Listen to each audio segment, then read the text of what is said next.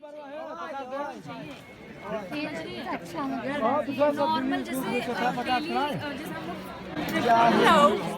name is Hanna Nijdam. I was born on 15 July 1998 in Tiel. I spent my childhood in a small village in the Netherlands. From a young age, I was a dedicated artist and always helping out. I was never the person who had a ton of friends or who was always going out. Instead, I had a few loyal friends with whom I did everything. I was a carefree and enthusiastic child who was open to try anything. From the age of 10, I started horse riding, which became a passion, something I have always devoted a lot of my time to. Aside from summer holidays in France and skiing in the winter, I truly went abroad for the first time when I was 11. With my parents, I went to South Africa. There I absolutely fell in love and would still love to go back one day. However, the true importance of this holiday is something I would realize much later. Because during this holiday, I told my father that if he were to find a job there, I would move with him. This inspired my father to focus on working abroad. It would take 2 years for him to find a job, but I remember when I wanted to go out with a friend, but my mum urged me to be home in time, which was unusual. It was that night that my parents told us that my father had applied for a job in India. My sister and I were overwhelmed with emotions, and neither of us were very positive about moving. However, as time progressed, it did not seem all that bad. That was until the day the movers came and packed everything we owned and shipped it to India.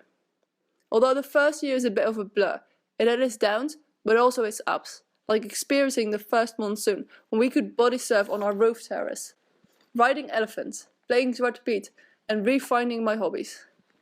Although India was a culture shock, I started not just adjusting, but integrating into the Indian culture. Instead of the garbage, I saw the beautiful colors, and instead of a third world country, I saw a thriving society in which the traditional Indian customs combined with the modern advancements of the world. So instead of following the example school gave me, in which India was a scary place and you should stay inside, I went out and explored India. In this, I found that the Indians are extremely flexible, so not only did I adjust and made it the best with what I have, I also applied what I know to India, which is what I love most about living abroad. So when I had to choose a theme for art, I used my knowledge of both countries and the differences I had seen. Even though in the Netherlands there is much talk about equality, being able to compare to India, I noticed there is still much inequality for people and things that we never think about when speaking of equality. Because of this, I chose silence as my theme. Through silence, I hope to get people thinking about what they know and question whether their knowledge is accurate. Some examples of oppression I have tried to communicate through my artwork are imagination and creativity, mental issues, and nature. I'm always trying new things and different media as to be all-inclusive in everything I do. What I hope to learn from Iarts is to be able to think critically but creatively towards solving social and cultural issues around the world.